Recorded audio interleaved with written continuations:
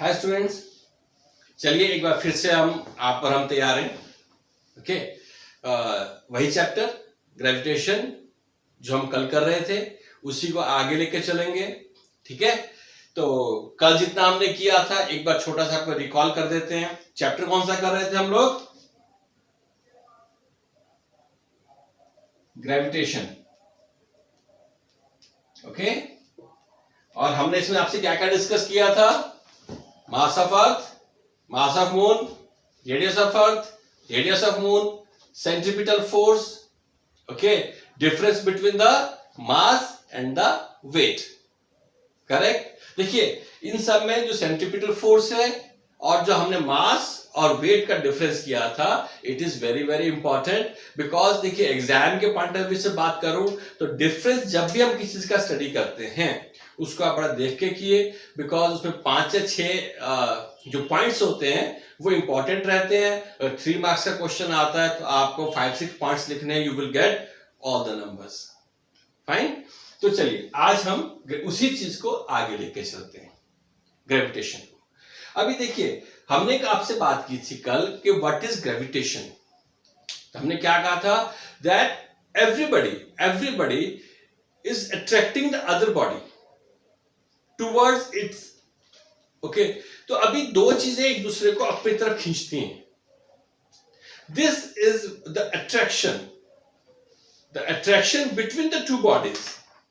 Okay, that is that force by virtue of which two bodies attracting one another towards its center is called gravitational force. क्या होगा gravitational forces? क्या हुआ? The force by which two objects attracting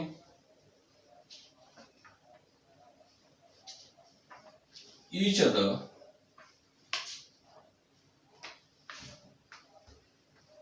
is called as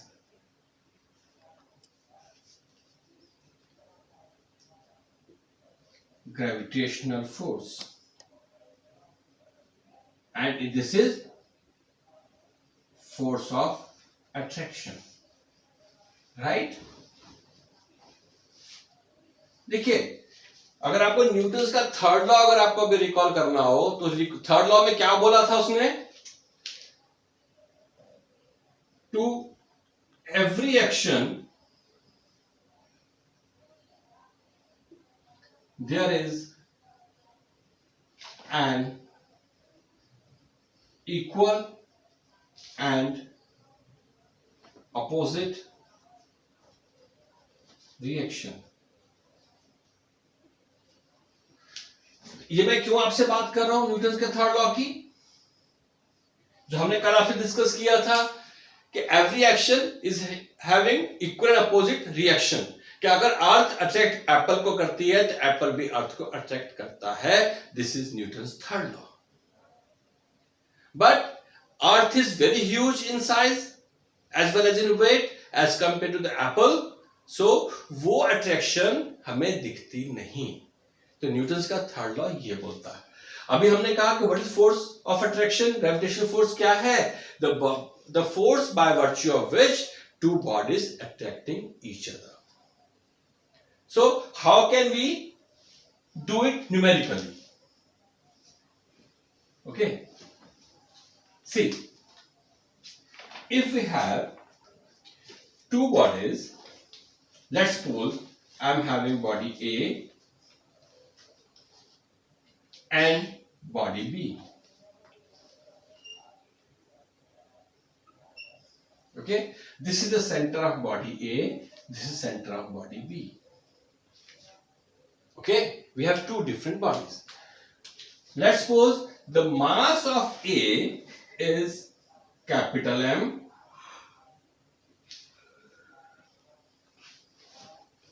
mass of A is capital M and mass of B is small m.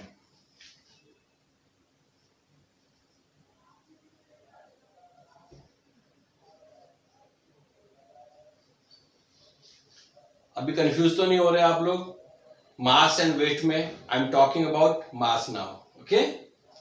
And let's suppose the distance between two bodies, distance हमेशा आप centre से लेंगे, okay? Is are. इनमें जो दूरी है वो क्या है? Let's suppose are. सो ये फोर्स ऑफ अट्रैक्शन कितना है? नंबर वन, दिस फोर्स, हम किस चीज की बात कर रहे हैं? ग्रेविटेशनल फोर्स की। The force is directly proportional to the product of their masses. Product of two masses means body A mass and body B का mass.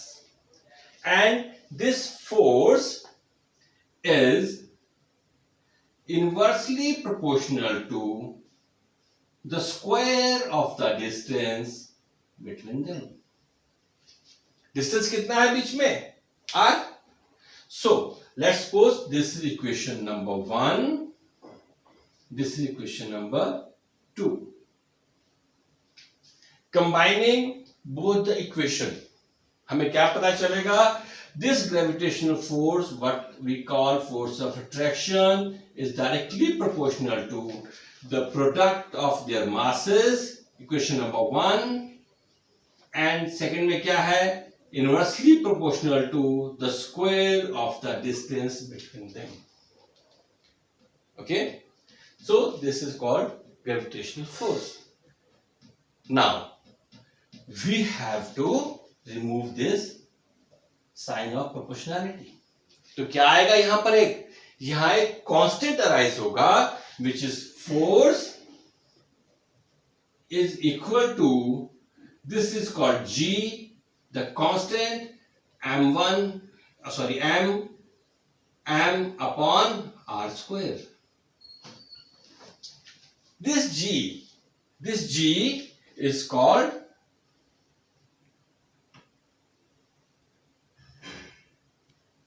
constant of proportionality or gravitational